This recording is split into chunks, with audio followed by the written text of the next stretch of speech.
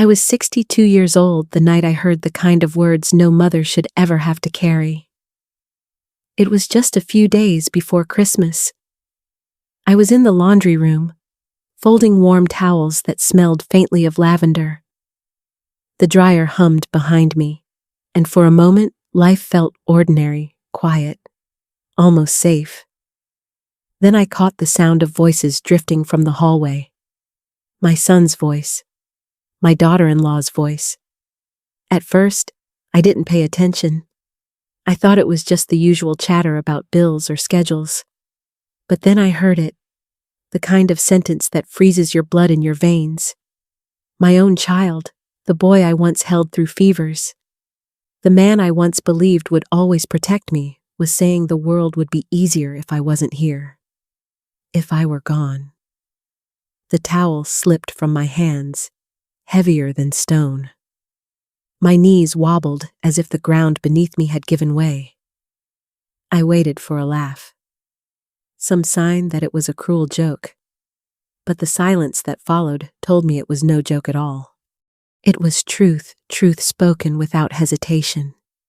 In that moment, I felt like I had disappeared, like all the years of sacrifice, all the nights spent babysitting, the groceries, the money, the love. I felt it collapse into nothing.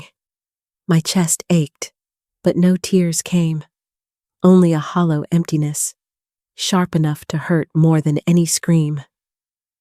I slipped back to the small upstairs room they called generous, though it was never really mine.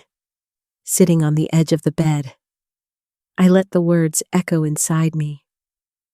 My own son wished me gone, not because I was sick or suffering, but because my absence would make his life easier. That's when something inside me shifted. I didn't yet know what to do. I didn't yet know how the story would unfold. But I knew this much love without respect is not love at all. And so began the unraveling. The memory of that night became the first thread I pulled, leading me back through every sacrifice, every moment where I gave more than I could afford. Because this betrayal didn't happen overnight. It was built, piece by piece. And it's time I tell you how. After my husband passed, the house we built together became too quiet, too heavy with echoes of a life that no longer existed. Every creak in the floor, every photo frame on the wall seemed to remind me that I was alone. That home had been our dream, a place where we planted rose bushes in the yard and carved our initials in the wood of the back porch. Letting go of it felt like letting go of him all over again.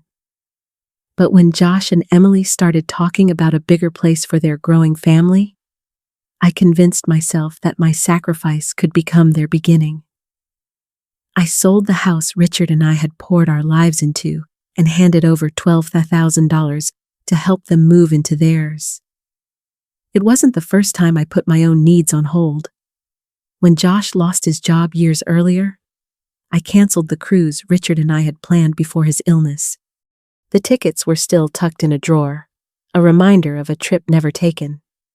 Instead of sandy beaches, my money went to keep their lights on, their mortgage paid, food on the table. I told myself it was what any mother would do, and maybe that was true. But deep down, I knew I was giving away more than just money. I was giving away pieces of the life Richard and I had built. The little things added up too. I was the one carrying grocery bags into their kitchen week after week, stocking shelves that were never empty because of me. I was the one rocking babies to sleep while Emily went out for me time. I was the one who quietly slipped extra dollars toward overdue bills, never asking for thanks. My reward was the laughter of my grandchildren, their tiny hands reaching for mine. That was enough for me at least, that's what I kept telling myself. But love, when it flows only one way, begins to drain the giver. Year after year, I poured into their lives, believing I was investing in family, believing that someday They would see all the ways I stood in the shadows, holding everything together. I thought my sacrifices were building a bond no one could break. Instead, they were erasing me slowly, quietly, until I became just a resource, a background presence. And that's why, when I overheard those words in the laundry room, the wish that I would simply disappear, it shattered something inside me. Because it wasn't just betrayal in the moment. It was the confirmation of years of being unseen. It happened in the most ordinary of moments. I was standing in the laundry room, folding a stack of warm towels, the hum of the dryer filling the air like a steady heartbeat. The scent of fabric softener lingered, comforting in its own small way. I remember holding a red towel against my chest, pressing it flat, when I heard voices drifting in from the hallway. At first, I thought it was nothing more than casual conversation, another tired exchange between Josh and Emily. But then I caught the words that sliced through the hum of the dryer and rooted me to the spot. My son, my only child, speaking in a tone so casual, so unbothered, about how much easier life would be if I weren't here anymore. The towel slipped from my hands. It hit the floor with a muted thud, yet it echoed in my ears like a crash. My breath caught in my throat, and I strained to hear more, desperate for some hint that I had misunderstood. Maybe it was sarcasm. Maybe it was a cruel joke said in passing. My heart begged for it to be anything but truth. But the silence that followed was heavier than any confirmation. There was no laugh, no softening of the words. Only Emily's voice cool, dismissive, rolling over the moment, as if my absence were not a tragedy, but a convenience. I stood there frozen, the heat of the dryer against my back and a chill spreading across my chest.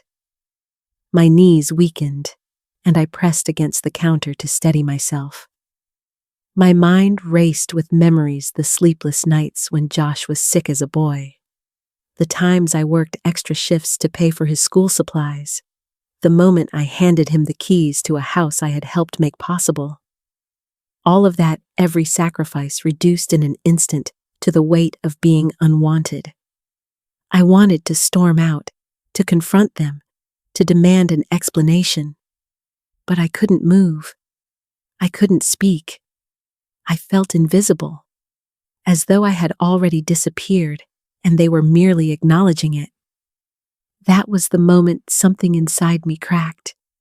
The kind of fracture that doesn't heal with an apology, because it reveals a truth you can't unhear. And as I stumbled back to the small upstairs room, they allowed me to call mine. I knew this wound was only the beginning, because if my love meant nothing, what else had been taken from me without my seeing it? I went back to my room that night with legs that barely carried me. The walls of the so-called in-law suite closed in on me, suffocating in their plainness. This was the room they gave me, a space stripped of any trace of who I was, no photos, no keepsakes, not even curtains of my choosing. I sat on the edge of the bed, clutching my chest, waiting for tears that refused to come. All I felt was the hollow echo of what I had just heard. My son wanted me gone. For a long while, I just sat there in silence, staring at the floor, my mind replaying his words over and over. Then my eyes fell on the drawer of the small desk in the corner. Something inside me, a restless pull, told me to open it. My hands shook as I slid it out, revealing a stack of unopened envelopes. The top one bore the logo of the mortgage company. My heart raced. I tore it open and felt the breath drained from me. 3 months overdue. The very house I had helped buy with my savings was teetering on the edge of default. I tried to tell myself it was a mistake, But the numbers glared back with cruel certainty. Needing clarity, I turned to my laptop. I rarely touched it. But that night, I typed in the password and opened the joint account I had once set up for emergencies. What I saw made my stomach twist. The balance was nearly gone withdrawals. Week after week, thousands siphoned away. My so-called emergency fund had been treated like a personal allowance, drained without a word. I leaned back in the chair, dizzy, replaying all the times I had filled their fridge, covered their bills, canceled my own plans to give them peace of mind. I had told myself it was love, but staring at those numbers, I realized it wasn't kindness they depended on. It was my silence, my willingness to keep giving without question. From downstairs, faint voices floated upward. I caught Emily suggesting another account, another pot of money I might still have tucked away. Josh didn't protest. His hesitation wasn't defense, it was calculation. That was the moment my grief sharpened into something hotter. Harder. This wasn't just neglect. It was exploitation. They hadn't just wished me gone. They had already been bleeding me dry as if I were nothing more than a resource. And sitting in that dim little room, with bills spread across my lap and betrayal ringing in my ears, I realized this was no longer about heartbreak. It was about survival. And survival meant I had to stop being their silent supply and start finding my own power. I sat at the desk that night, surrounded by overdue bills and drained account statements, my chest heavy with betrayal. My hands moved almost without thought, pulling open the bottom drawer where old papers had gathered dust. I wasn't looking for anything in particular, maybe just proof that I hadn't imagined a life where I mattered. The folder was thicker than I remembered. Yellowed pages, neatly clipped bundles, and envelopes with my late husband Richard's careful handwriting stared back at me. My fingers trembled as I sifted through them, the smell of old paper filling the room. That's when I saw it, a notarized deed, my name printed as clearly as the day I signed it. 40% ownership of this house. The very home I had been made to feel like a guest in was still, in part, mine. I froze, my eyes tracing the ink again and again, as if daring it to vanish. Memories of Richard surfaced with painful clarity. I could almost hear his voice, steady, practical, a little weary from a lifetime of working hard. He used to tell me to keep every record, every receipt, every document. At the time, I rolled my eyes, teasing him for being too cautious. But sitting there with the deed in my hands, I realized it wasn't cynicism. It was protection. A gift he had left me without knowing just how much I would one day need it. Tears blurred my vision, but they weren't only from grief anymore. They were from relief, from the sudden surge of power I thought I had lost forever. For weeks, maybe years, I had felt erased, just a wallet, a babysitter, a shadow in the house my money had helped build. But here it was in black and white. I was not powerless. I still had a claim, and more than that, I had leverage. The weight inside me shifted. Despair made room for determination. If they saw me as disposable, then they had underestimated me. They had forgotten whose name was still on those papers, whose sacrifices had laid the very foundation of their comfort. And in that quiet moment, I whispered to myself that this would no longer be their story written over me. This would be the moment I began to write my own. The next step was clear. I wasn't going to beg for gratitude. I was going to act, and the timing, Christmas Eve, would make sure they never forgot it. The morning after I found the deed, I sat at my desk with Richard's old folder spread out before me. My fingers lingered over his handwriting, those careful notes. The instructions I once brushed aside. For the first time in years, I felt like I wasn't cornered. I picked up the phone and called Sophia, the lawyer who had guided us through so many milestones. My voice shook as I explained, but hers was steady, reassuring. The deed was still valid, my ownership intact. She told me we could act quickly, that she would prepare a notice of intent to sell. By Christmas Eve, the papers would be in Josh and Emily's hands. That day, I moved quietly through the house, preparing in ways no one noticed. I folded laundry, brewed coffee, smiled faintly at my grandchildren. To them, I was the same grandmother, but inside, I carried a secret, a plan taking shape like frost spreading across glass. When Christmas Eve arrived, the cracks began to show. Around noon, the lights flickered and went out. The hum of the refrigerator died. The dishwasher stuttered to silence. Josh stormed into the kitchen, frustration rising, his phone pressed hard against his ear. Emily's voice followed, sharp and panicked. The bills weren't paid. The power had been cut. I stayed in my room upstairs, listening to the chaos echo through the house. Their voices rose and fell, accusing, scrambling. Emily slammed cabinet doors. Josh cursed under his breath. Downstairs, the Christmas tree stood in darkness, its ornaments glinting faintly in the dim light. The smell of cinnamon candles turned bitter in the air, a reminder of festivities they could no longer control. I sat at my desk in the quiet, the official notice from Sophia glowing on my laptop screen. My name, my rights, my choice delivered in black and white. For years, they had relied on my silence, my endless giving. Tonight, their false security was unraveling, not with shouting matches or revenge, but with legal truth. The contrast could not have been sharper, the storm of panic downstairs, the calm resolve in my chest. For the first time in years, I wasn't the one scrambling. I wasn't the one apologizing, fixing, patching holes. I was steady. Christmas Eve was supposed to be their season of comfort and control. Instead, it became the night their foundation crumbled piece by piece, bill by bill, lie by lie. And while they clawed for answers in the dark, I prepared for the light of something new, my own beginning. The storm was only just beginning for them. For me, it was the first breath of freedom.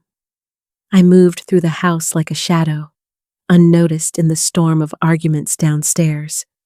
The voices of Josh and Emily still rattled off the walls, sharp and frantic, but I carried myself in silence. My suitcase sat open on the bed, clothes folded neatly inside. Not in panic, but in order. For once, I wasn't leaving pieces of myself scattered behind. I was carrying only what was truly mine. On the nightstand, I laid out 2 envelopes, one for each grandchild. Inside, I wrote words I hoped they would carry with them long after the noise of their parents faded. I told them how much I loved them, how proud I was of their curiosity, their laughter, their kind hearts. With each sentence, I felt the weight in my chest shift, less like grief, more like release. Before I closed my bag, I slipped in 2 small boxes I had wrapped myself. Simple gifts, nothing expensive, but chosen with care. Then I walked quietly to the tree downstairs. The house smelled faintly of pine and melted wax, the ornaments glinting even without the lights. I placed the gifts beneath the branches, steadying my hand as the chaos from the kitchen bled into the background. This wasn't for Josh or Emily. This was for the children, symbols of love left behind in a place where love had been twisted. When everything was ready, I zipped my suitcase and took one last look around. The house that once felt like a lifeline now felt like a cage I had already stepped out of in spirit. The cold air greeted me at the door, sharp against my face, honest and clean. My breath rose in little clouds as I wheeled my bag down the path. At the end of the street, headlights cut through the dark, the shuttle waiting to take me to the station. As I boarded, a pang of sadness tugged at me, but it didn't pull me back. Instead, it steadied me. I wasn't running away. I was stepping into a life that still had room for dignity, peace, and even joy. Behind me was noise, anger, and debt. Ahead of me was silence, freedom, and the promise of something better. And with every mile the shuttle carried me, I felt lighter, like I was finally breathing my own air again. The first night away, I sat by the window of a small rented room. The world outside was hushed, blanketed in winter snow, and for the first time in years, I felt a silence that wasn't empty. It was peaceful. My suitcase rested against the wall, not as a symbol of loss, but of choice. I had left behind the house, the noise, the endless demands, and though my heart still ached, I could feel a quiet strength settling in. I thought of my husband then. His voice came back to me, steady, practical, always reminding me to keep records, to never give away too much of myself. For years I brushed it off as unnecessary, maybe even a little cynical. But now, looking at the copies of documents I had tucked into my bag, I realized he wasn't being cold, he was protecting me, even long after he was gone. That foresight gave me the leverage I needed when love alone could not.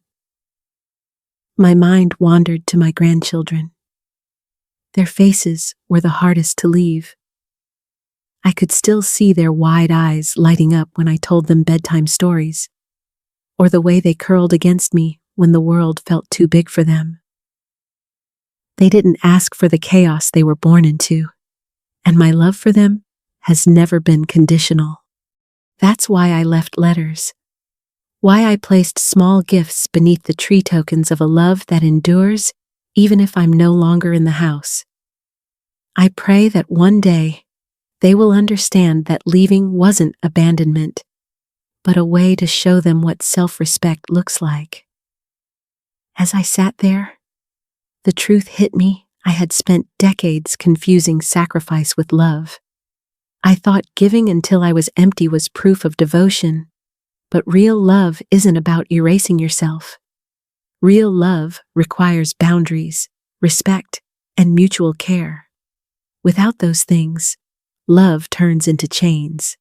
It took betrayal for me to see that. It took hearing words I never thought my own son could say. And yet, as painful as that moment was, it became the turning point of my life. It reminded me that I deserve peace, that my years of sacrifice did not make me disposable, and that choosing myself wasn't selfish, it was necessary. So if you're listening to my story right now, I want you to ask yourself, where in your life are you giving too much without respect in return? Who have you allowed to take from you without gratitude? And most importantly, do you believe you deserve peace, too? Because you do? We all do. My journey is far from over, but I am stepping into it with dignity. I may be older, but I am not powerless. I may have lost illusions, but I gained freedom. And if my story touched you in any way, I'd love for you to share it, to leave a comment, to let others know they're not alone in facing heartbreak and finding strength. Sometimes the most powerful gift we can give each other is the reminder that it's never too late to reclaim our own lives.